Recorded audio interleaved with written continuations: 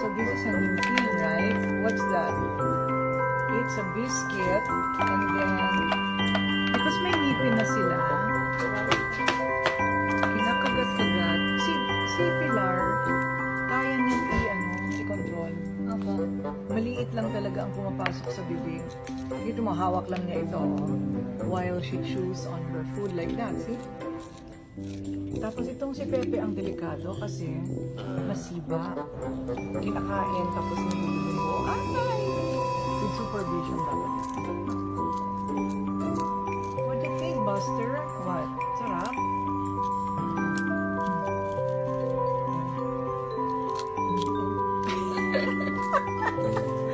Kasi may ngipin na.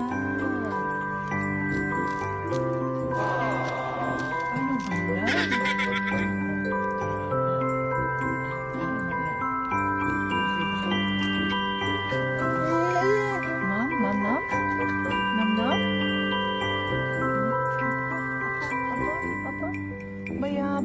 Mayabang kasi meron ng ngipin. Mauubos na niya yung malaki. Mauubos na niya yung malaki.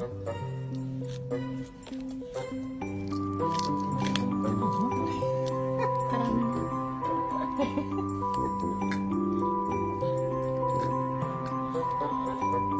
I think yung gumawa naman niya, alam nila na pag natutunan ko, mabilis siya matutunan ko eh.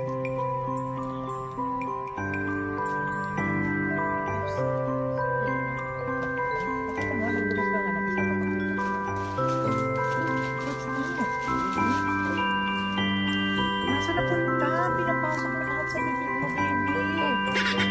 Sabihin na. Oh, naku baby, kapag ikaw mabulunan. Sa lahat ng natatakot sa nanonood nito, don't worry, nakabantay kami. Kita mo, oh, natutunaw sa bibig eh, oh.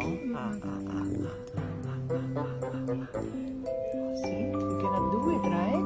It's too much. It's too much. Oh.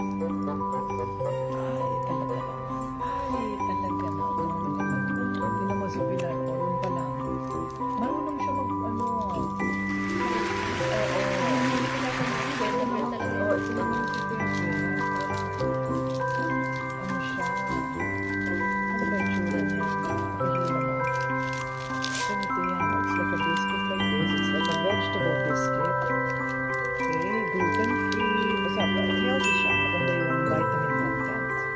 But the question is, how old? Sabi sa kahon, 6 months and above. So far, so good. Pero medyo nakakatakot. Hi, Goya! Hi! Friends sila ni Goya. Pati si Pilar gusto si Goya. Right, Pepe? Right, Pepe? Uy, friends. Friends with Goya. So, I think, yeah, we can do this, but with supervision.